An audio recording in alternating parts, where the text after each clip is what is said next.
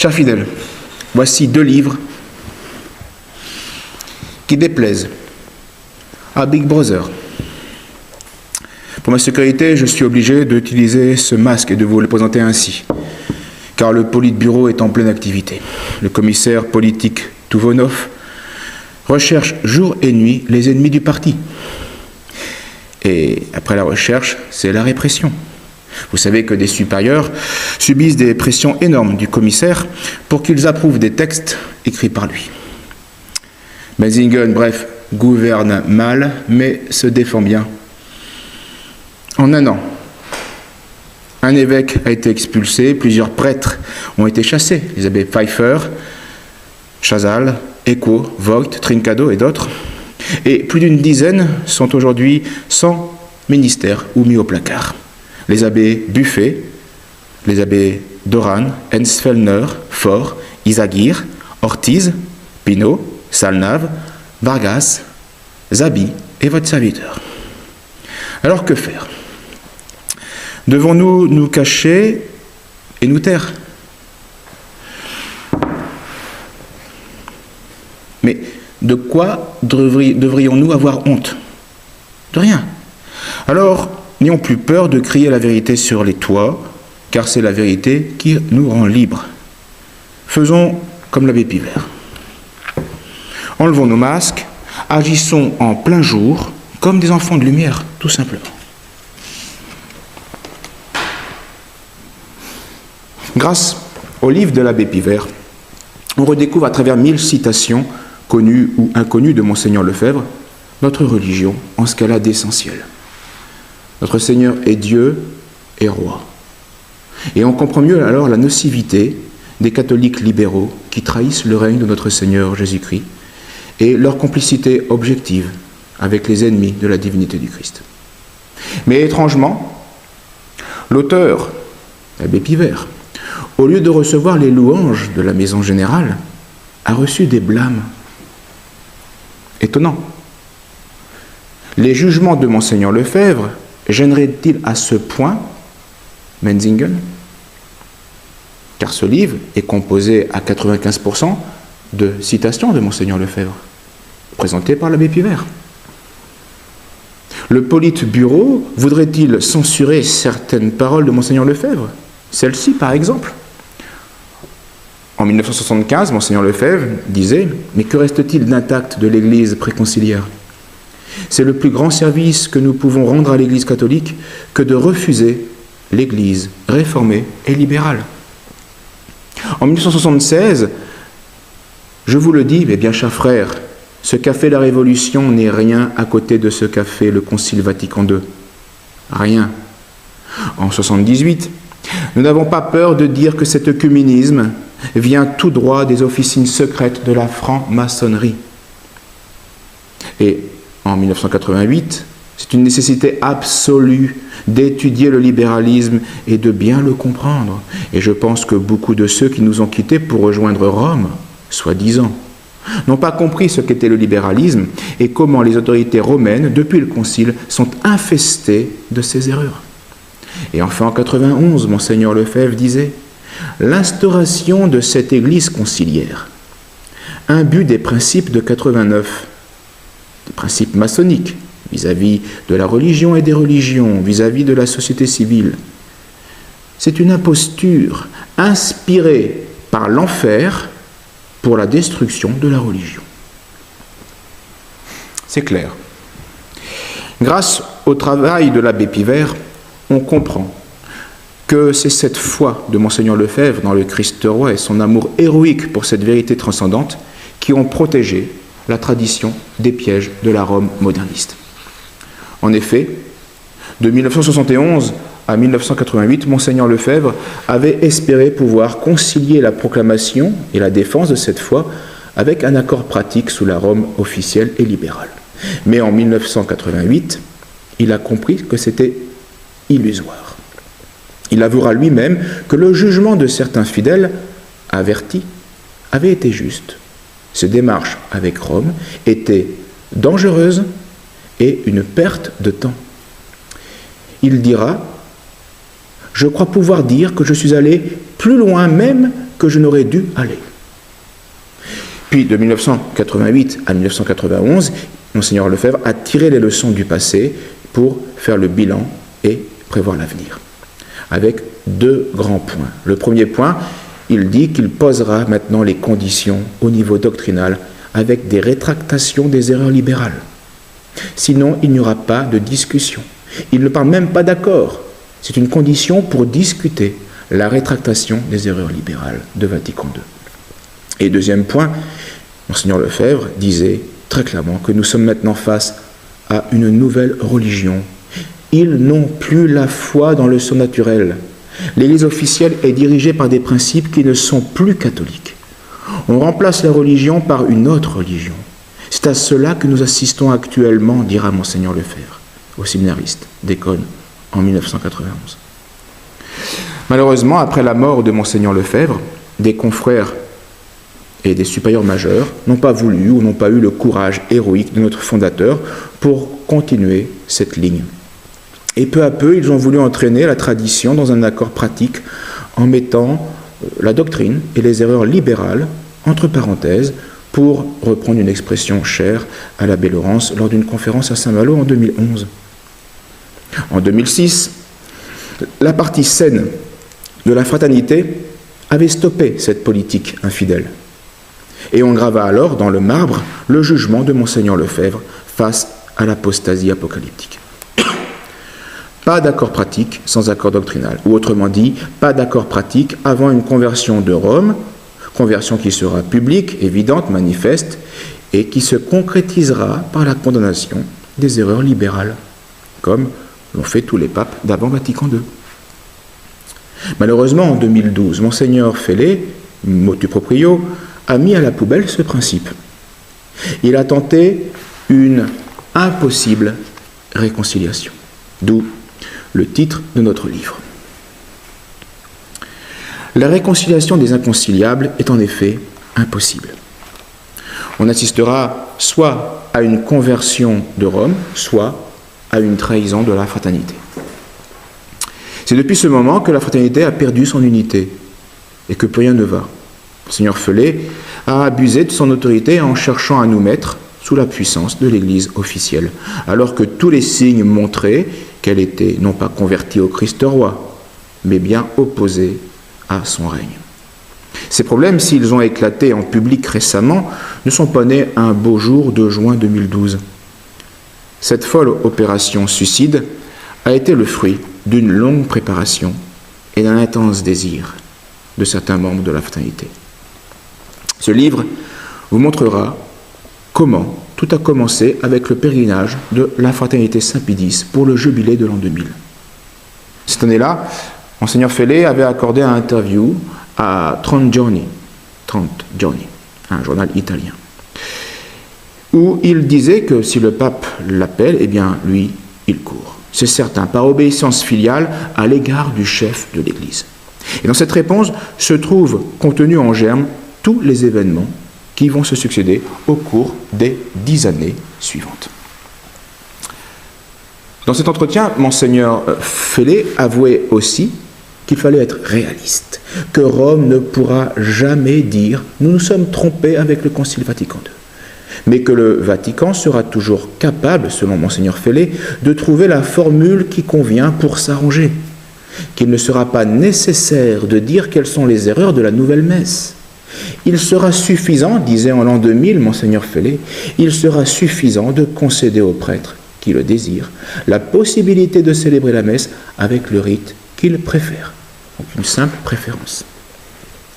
Ce livre comporte 3 parties. La première, très courte, ce sont les 10 paroles de notre fondateur à retenir au sujet de notre problème.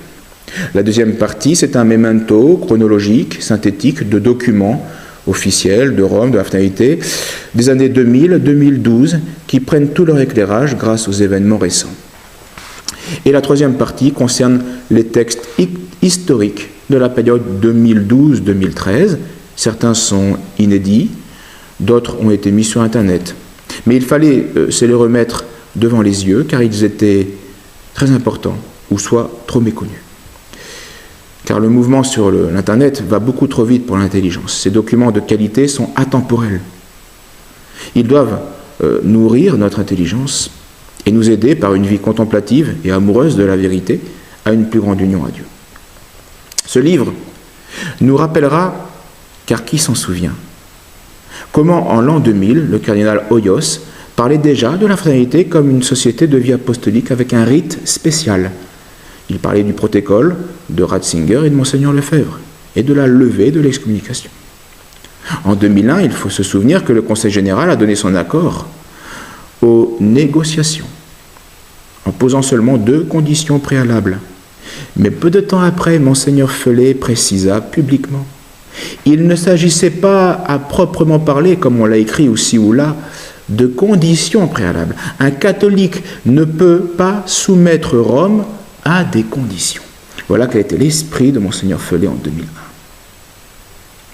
Ce livre vous rappellera comment, pour les prêtres de Campos, ce contact officiel de la fraternité fut le commencement de la fin pour arriver à un accord désastreux dès 2002. Ce livre vous rappellera comment, à l'issue d'une entrevue, Benoît XVI et Monseigneur Felet, en 2005, en sont arrivés à un consensus sur le fait de procéder par étapes dans la résolution des problèmes.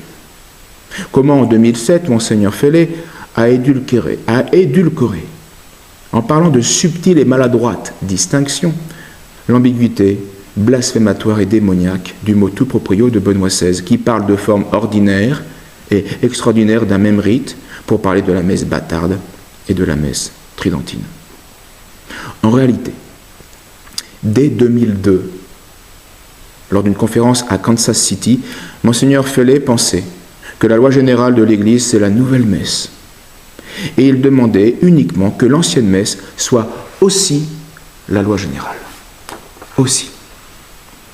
Qui se souvient du discours du cardinal Hoyos à Monseigneur Felet, lui expliquant que subjectivement, vous êtes persuadé d'avoir agi justement par les sacres. Et donc, il n'y a pas de faute, pas de sanction, pas d'excommunication. Mais pour l'extérieur, c'est un fait objectif. Il y a eu un acte qui donnait l'apparence d'une rébellion contre Rome. Et à ce titre-là, il y a eu une censure. Il faut donc l'enlever. Voilà l'état d'esprit des Romains qui préparaient la scandaleuse levée des excommunications. Ce livre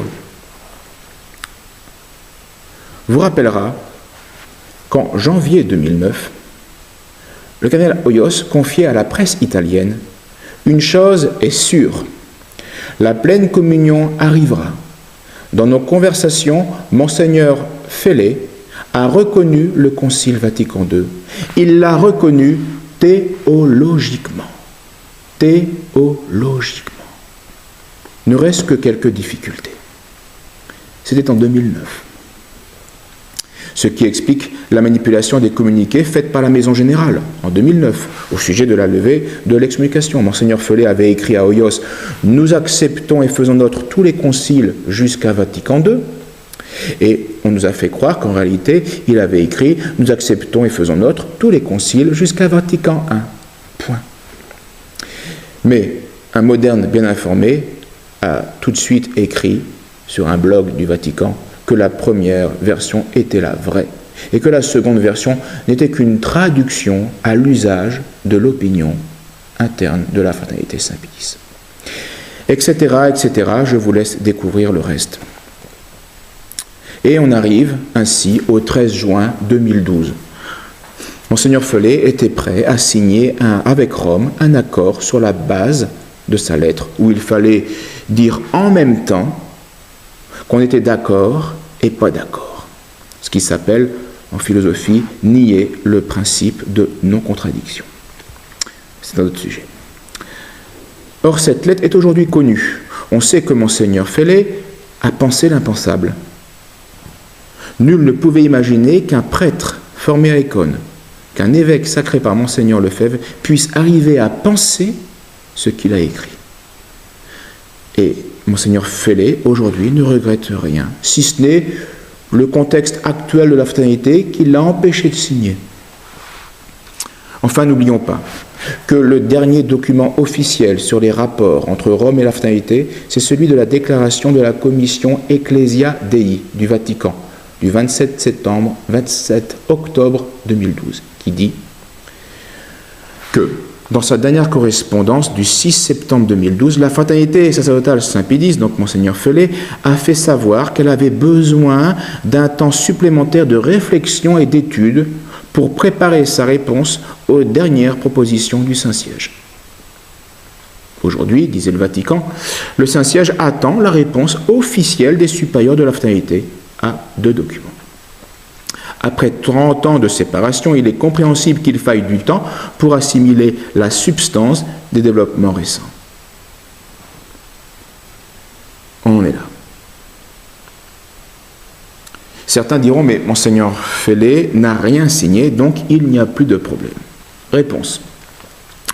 Quand les Berlinois ont entendu parler d'un projet de construction d'un mur à Berlin, qui allait les enfermer physiquement dans un régime pervers, les plus lucides ne se sont pas dit « quand je verrai le mur, fini, les portes fermées, les mitrailleuses en poste, alors je partirai de Berlin, alors seulement je refuserai de me laisser enfermer. » Non, les plus lucides, au contraire, ont tout tenté pour fuir la ville pendant qu'il était encore temps. Nous avons aujourd'hui assez de déclarations publiques, privées, pour connaître le projet et la pensée conciliatrice de Menzinger, et donc pour agir sans attendre d'être enfermé dans l'Église conciliaire. D'autres diront, mais Monseigneur Fellet dit maintenant qu'il n'a pas voulu, et qu'il ne veut pas, en tout cas pour l'avenir, signer avant la conversion de Rome. Que vous faut-il de plus? Mais comment peut-on le croire? Comment donner la moindre confiance à ces paroles, vu ses actions et ses paroles passées? En 6 mois d'intervalle, Monseigneur Fellet est passé d'un discours en juin 2012 qui justifiait une solution canonique avant une solution doctrinale, sous prétexte que l'attitude officielle de Rome a changé, et qu'il fallait laisser de côté les problèmes secondaires, les erreurs du Concile, pour s'occuper des problèmes majeurs. À un discours en mars 2013, où la situation de l'Église reste inchangée, où le Concile redevient l'agent principal de la destruction de l'Église, bref, 2 jugements contradictoires. En 6 mois, sur un tel événement, par un prêtre formé par Monseigneur Lefebvre. On se moque de nous. On se moque de vous. Récemment, en mai 2013, le mois dernier, Monseigneur Fellet a dit à une communauté de sœurs qui était opposée à un accord qu'il n'y a plus de possibilité d'accord avec Rome et que suite aux dernières discussions, c'est fini. Mais le même jour, à des confrères qui étaient plutôt pour un accord, Monseigneur Fellet disait qu'il attendait que François opère un nettoyage de la curie pour retenter une approche. Donc, c'est fini, mais on retente une approche. Toujours le même double discours et ce désir légaliste envers la Rome officielle. C'est tout de même étrange que Monseigneur Fellet ne voit pas ce que Monseigneur Join voyait déjà il y a 100 ans. La mise en place vers une religion universelle, à laquelle coopèrent Benoît, François et la bande. Citation de Monseigneur Join en 1933. Nous l'avons déjà dit, l'entreprise la plus dangereuse des sectes maçonniques n'est pas la brutale destruction de la religion chrétienne, telle que nous la voyons poursuivie par les bandes forcenées des sans-dieux. Donc ce n'est pas Hollande et sa bande qui est la plus dangereuse, même si elle est violente. Mais c'est bien la désagrégation de cette religion par une interprétation purement humaine de ses dogmes et de ses commandements, ce que font Benoît, François et la bande. On se sert des mêmes signes, mais on leur attache un sens différent. Dès lors, il ne s'agit plus de détruire les religions, mais de les confondre par la rencontre sur une même estrade de prêtres de confessions différentes, par la succession au microphone du curé et du rabbin, par la célébration simultanée à l'église et au temple d'un même événement, jusqu'à l'établissement, peu à peu, d'une religion commune à tous les hommes. Voilà ce que font tous les évêques conciliaires. Ils confondent, ils préparent la religion universelle maçonnique. Et François comme Benoît y coopèrent. Alors je vous laisse découvrir l'impossible réconciliation. Il faut déchirer cette image que nous n'aurions jamais dû voir. Un monseigneur Felet, naïf, hilar, qui croit à un vrai accord, à une conversion, sans une conversion, où on n'est pas d'accord, mais on est d'accord et on va s'arranger. Il ne voit pas l'emprise maçonnique qui détruit la religion catholique. Alors concluons. Ces deux livres sont à lire absolument pendant les vacances. À lire absolument pendant les vacances, parce que la rentrée va être chaude.